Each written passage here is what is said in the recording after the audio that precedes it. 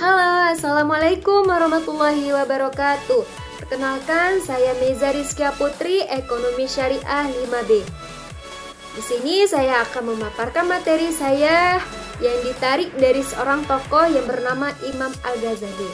Judul materi saya kali ini yaitu Pemikiran Ekonomi Islam menurut Al-Ghazali. Berikut kita simak materinya.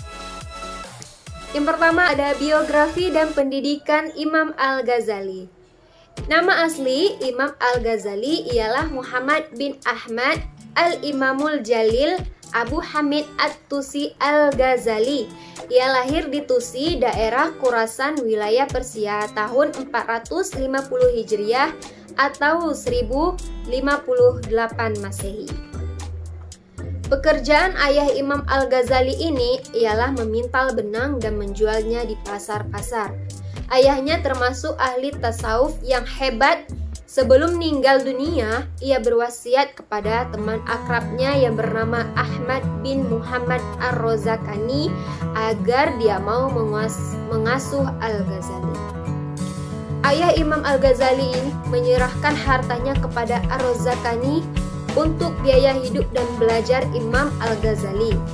Ia wafat di Tusia, sebuah kota tempat kelahirannya, pada tahun 505 Hijriah atau 1111 Masehi, dalam usianya yang ke-55 tahun.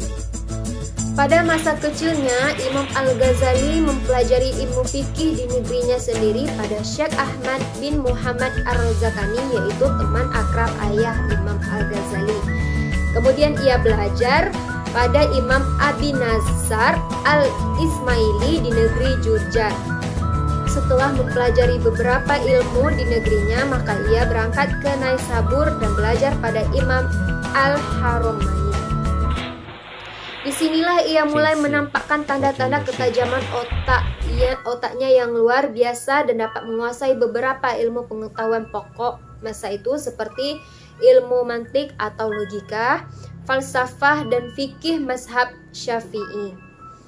Karena kecerdasannya itulah Imam Al-Haramain mengatakan bahwa Al-Ghazali itu adalah lautan tanpa bertepi. Setelah Imam Al-Haramain wafat, Al-Ghazali meninggalkan Naisabur untuk menuju ke Muaskar.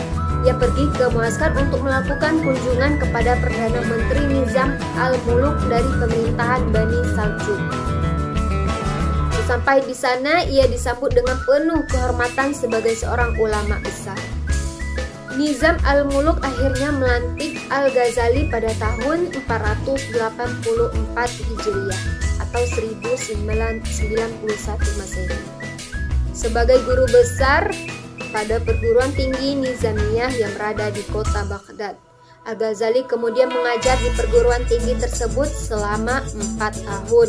Ia mendapat perhatian yang serius dari para mahasiswa, baik yang datang dari dekat atau dari tempat jauh, sampai akhirnya ia menjauhkan diri dari keramaian. Berikut ada karya-karya Imam Al-Ghazali. Al-Ghazali merupakan sosok ilmuwan penulis yang sangat produktif.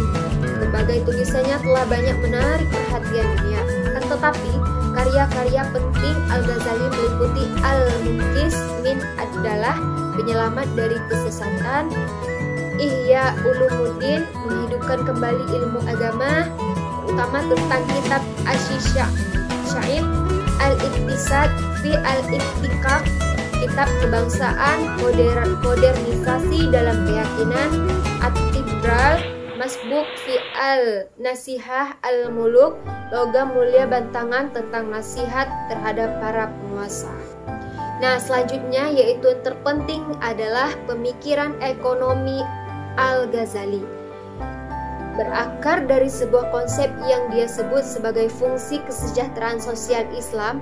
Dalam kitabnya Ihya Ulum Al-Din, tema ekonomi yang berasal dari pemikiran ekonomi yaitu 1. Pertukaran sukarela dan evolusi pasar. 2. Aktivitas produksi.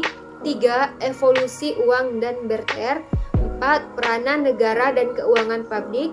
5. Kemajuan ekonomi melalui keadilan, kedamaian, dan stabilitas. 6. Keuangan publik. 7. utang publik, dan kedelapan yaitu pengeluaran publik.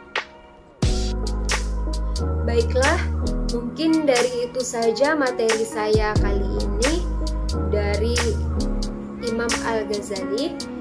Lebih dan kurang saya mohon maaf atas perhatian yang semuanya. Saya ucapkan terima kasih. Wabillahi taufik wal hidayah. Wassalamualaikum warahmatullahi wabarakatuh. Terima kasih.